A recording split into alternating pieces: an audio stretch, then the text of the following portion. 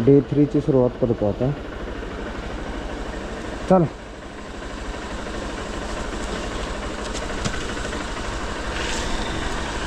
Ganpati Bappa Morya. Day 3 चालू झालेला आहे. 139 किलोमीटर गोकर्ण.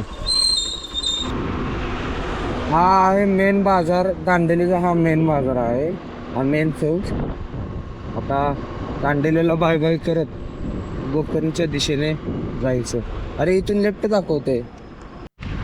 चांगलं वातावरण झालंय आज. आज असंच आहे पूर्ण रूट. आजचा रूट पूर्ण असं जंगला टाईप मधूनच आहे, त्यामुळे आज भारी वाटणार आहे. असा व्ह्यू मस्त देते. सूर्याची किरण खाली पडा लागलेली किती बाहेर दिसते. त्यातनं थोडं थोडं धुका आहे अजून पण. आत्ता इथं एक बोर्ड बघितला.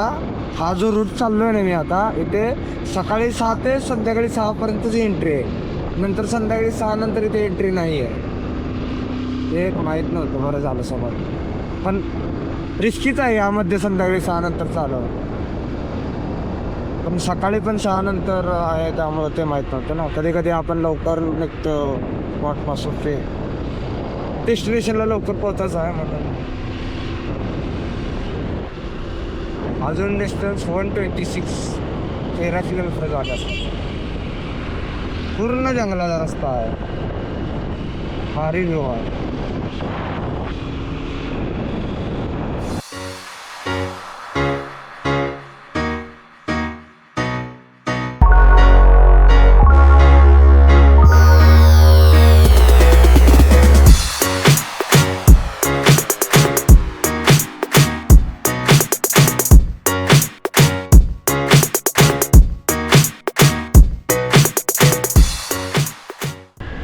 कोणतं तर तळं आहे वाटतं.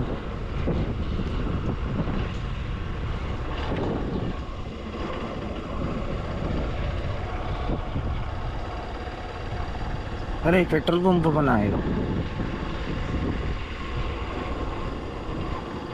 म्हशी चाललो त्या. अजून डिस्टन्स राहिला आहे 109 किलोमीटर. 30 किलोमीटर झालेला आहे पॉवर. टाइम झाला आहे 9:24. 12पर्यंत पोहोचलं का ठीक आहे, इश्यू येणार नाही का. नवीनच झाला दिसतोय पंप. आता हा एक दुसरा रिझर्व एरिया चालू झाला. तिथं मागे चेक पॉईंट होतो. पण एक नंबर व्ह्यू आणि रस्ता पण खूप चांगला आहे. मध्ये एक थोडे थोडे पॅच येतात, पण रस्ता पण खूप चांगला आहे. आणि अशी नदी इथे राईट साईडने.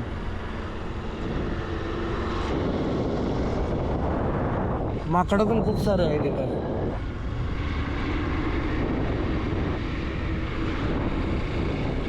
स्मॉल हॉटेल पण आहेत, लहान लहान मध्ये नाही. पण हे पूर्ण जंगल एरिया आहे पूर्ण.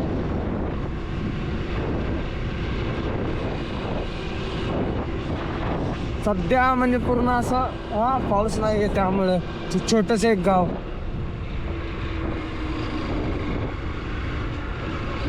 शाळा गावात भारी शाळा आहे इथे.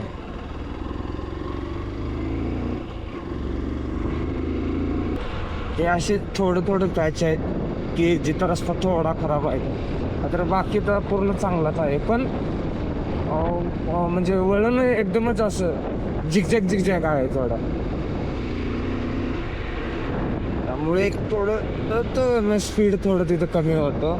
पण चालू ॲव्हरेज 50-60च्या ॲव्हरेज चालू आहे. इस्टिमेटेड टाईम दाखवतोय 12. पोचतोय 12पर्यंत मग गोकर्णाला. किन्नी गेरे नाव आहे. किती भारी गाव आहे. घर वगैरे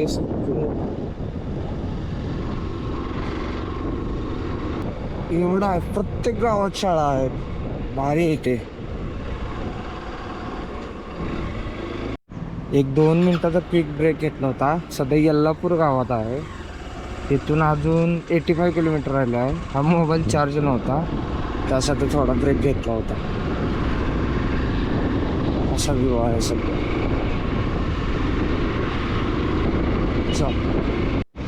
थोडा प्लॅनमध्ये आता थोडा चेंज झालेला आहे. म्हणजे आजचं आमचं असं ठरलं होतं की आम्ही गोकर्णला स्टेमध्ये जाऊन थोडं फ्रेश होऊन देवदर्शनाला जाणार गोकर्ण महाबळेश्वरला. पण आत्ता जस्ट सौरभनं सजेस्ट केले की गुगल मॅपला आम्ही बघितलं की इथून याना केवळ 60 किलोमीटर आहे. म्हणजे आम्ही जाता जाता पण आज याना करू शकतो, कारण की आता टायमिंग पण फक्त आत्ता 10:15 झालेत. आम्हाला जायला किती 1.5 तास दाखवतं. म्हणजे आम्ही 12:पर्यंत आम्ही तिथे पोहोचेल याना केव्जमध्ये. आणि तिथे एक 3-4 तास फिरून, म्हणजे जेवढं होईल तेवढं ते करून मग आम्ही पुढं मग गोकर्णाला मार्च करू शकतो. हे उलटं बरं आहे, भारी सजेशन केलं भावानं. त्यामुळे मग आता डायरेक्टली जाऊ शकतो उद्या. म्हणजे आमचं परवा दिवशी जे ट्रॅव्हल आहे ना, म्हणजे आम्ही एक दिवस याना केव्हसाठी पण दिला होता, तर ते आमचं थोडं कमी होईल. त्याऐवजी आम्ही एक नवीन स्पॉट पण बघू शकतो.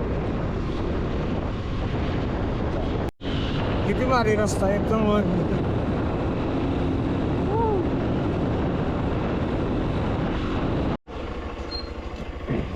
हे दिसत असेल, सरळ पण जातोय गोकर्णाला. आता लेफ्टमध्ये आपण जाऊन याना केव्ज ते बघणार आहोत. इकडे जाऊन इथून अजून आत 21 किलोमीटर आहे. त्याला 37 मिनिट लागते. आणि आजच्या दिवसाचं 100 किलोमीटर कंप्लीट झालेलं आहे.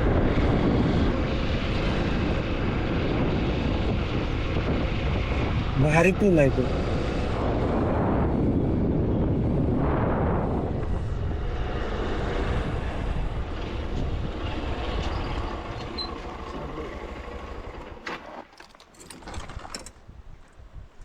जसं जसं याना केव्जकडे जात आहे तसं तसं अजून जंगल डेन्स व्हायला लागलं.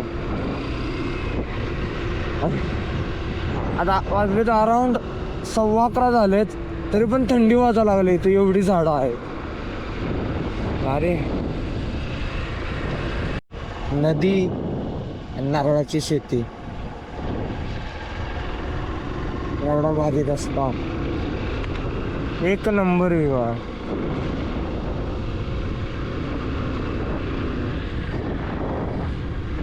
हा एक स्लोप एकदमच 180 डिग्रीज असावे. किती भारी रस्ता आहे याना केव्जसाठी जाण्याचा.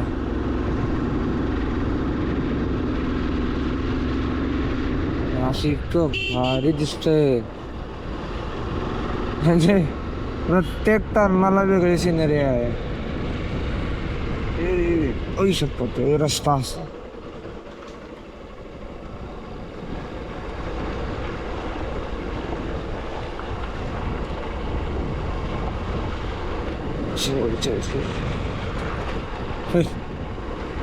एकदमच स्लोप आहे.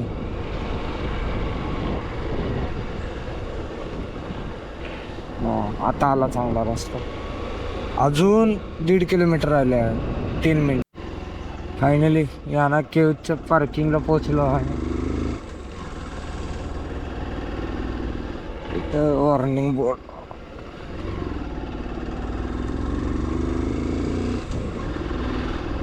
गर्दी याना केव्जसाठी. जस्ट आता बघितलं, याना केव्ज आहेत ना, ते म्हणजे असं खाली आहेत. म्हणजे त्याच्या सराउंडिंगनी घाट आहेत वेगवेगळे. 3 घाट आहेत, दिवेमानी, वेद्दी, मत्ती, हे 3 कडकडन घाट्स आहेत. याना केव्जची मायथॉलॉजिकल स्टोरी अशी आहे की स्कंदपुराणमध्ये लिहिले आहे की भस्मासुरा नावाचा एक राक्षस होता. तर शंकरांनी त्यांना वरदान दिलं होतं की तू कुणाला पण हात लावशील त्याला राग बनवून जा, ठीक आहे. तर मग तो नंतर त्याचे पराक्रम दाखवा लागला की काय पण म्हणजे विध्वंस करावा लागला. मग नंतर शंकरांनी विष्णूची हेल्प मागितली आणि मग विष्णूंनी मोहिनीचा अवतार घेतला आणि त्यांनी काय केलं, भस्मासुराला वेड्यात काढून त्याचाच एक हात त्याच्या हाताला लावला.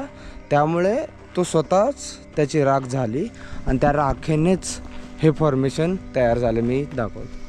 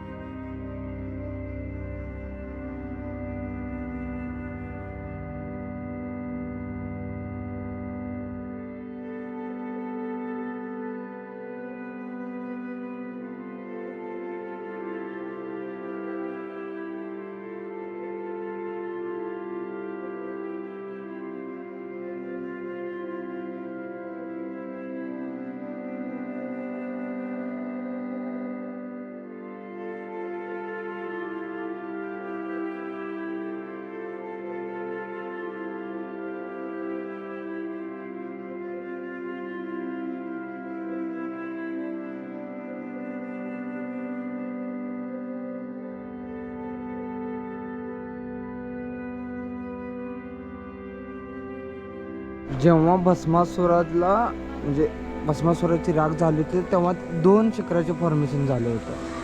त्याचे याचं नाव आहे भैरेश्वर शिखर. ह्याची उंची आहे 120 मीटर आणि ते आहे मोहिनी, त्याची उंची आहे 90 मीटर. आता विभूती वॉटरफॉल इथून थोड्या डिस्टन्स अंतरावरती आहे, तर ते बघायला जाणार आता. विभूती वॉटरफॉलचा रस्ता थोडा ऑफ रोडिंग आहे, पण सिनरी कडक आहे. तिथे एक घर आहे, त्यांची कडनं पूर्ण शेती आहे. तिथे आत्ता तिथं चेकपॉईंट होता, तिथे तिकीट काढायचा. तिघांचं 60 रुपये दिलं त्यांना आणि अजून 10 मिनटं लागतील मग इथून वॉटरफॉलसाठी. नेमकं वॉटरफॉल कुठं आहे?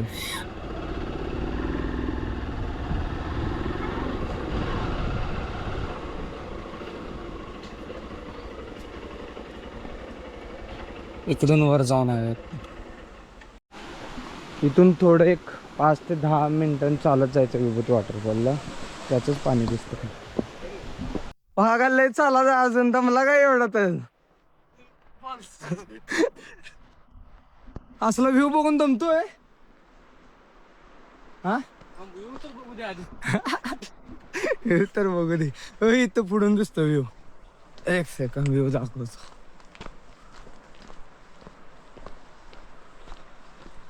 असा व्ह्यू आहे. तिथं पुढं वॉटरफॉल. हा आहे विभूती वॉटरफॉल. सध्या ऑफ सीझन असल्यामुळे पाणी कमी आहे.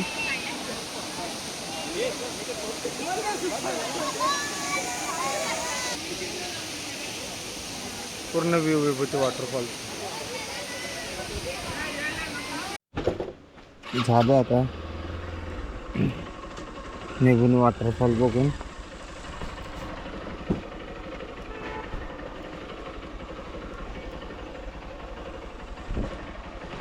आता जाणार गोकर्णाला डायरेक्टली. म्हणजे सकाळी आम्ही जे ठरवलं होतं त्या ठिकाणी आता जाणार आम्ही. आता वाजले 3:20.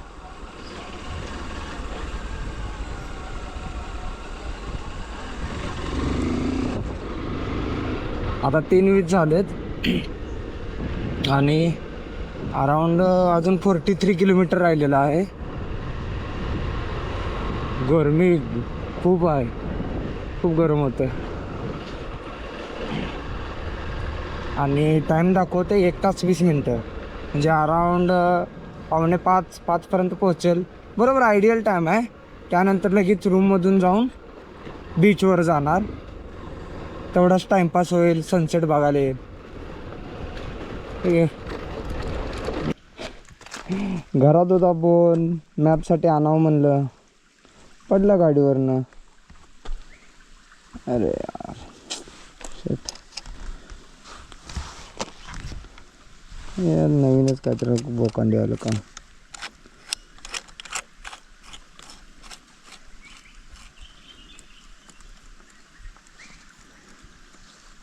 जास्तच फुटला आता, हा फेकूनच द्यावा लागणार आहे आता. हे लंगा.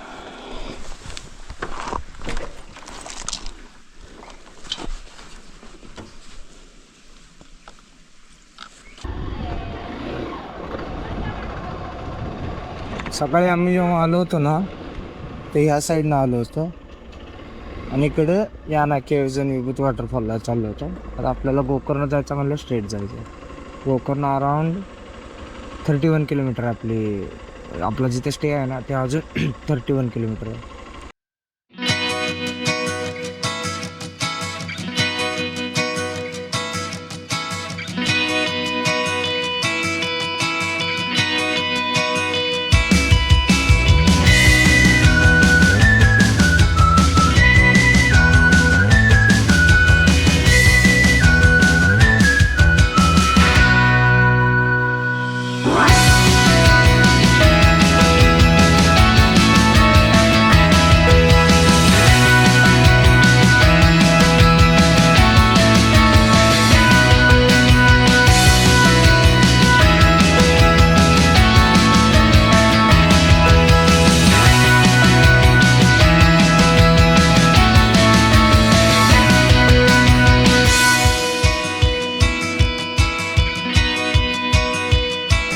पोहोचलेलो आहे आपलं स्टेपशी.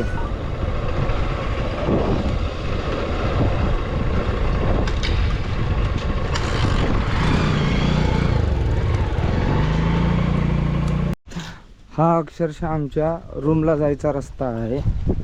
गाडी इथे मागं पार्क केली आहे आणि हा रस्ता आहे.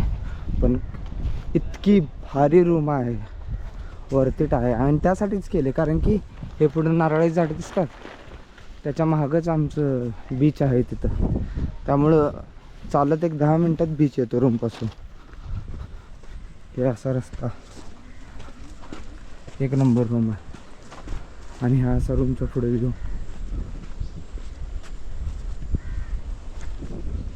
ही अशी आमची मस्तपैकी रूम आहे. एक एक्स्ट्रा मॅट्रेस दिले, ते इथं आम्ही वापरू शकतो. आणि रूममधून हा बाहेरचा व्ह्यू. आणि इकडे समुद्र. काय म्हणता सौरव, कशी आहे रूम? रूम एक नंबर आहे. हां, समुद्र शेजारी रूम आहे, त्यामुळे काय विषय नाही. नुसतं उठायचं आणि पाण्यात जाईल, उठायचं आणि पाण्यात जाईल. आणि आज पण नाही की रूम खूप महाग आहे. आम्हाला 1000 रुपये डेली, म्हणजे एक दिवस 1000 रुपये आणि बाकी दिवशी आम्हाला 1200 म्हणजे टोटल पर डे 400 रुपयाच्या ॲव्हरेजनं आम्हाला ही रूम मिळाली. 400 रुपये मानून लई चांगली रूम आहे. रूममधून आता बीचला चाललो.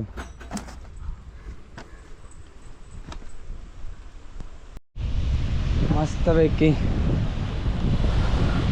आलेलो आहे बीचला.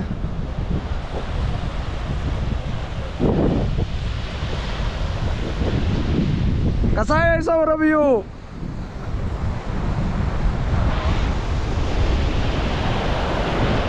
अजून काय पाहिजे, हेच सुख आहे.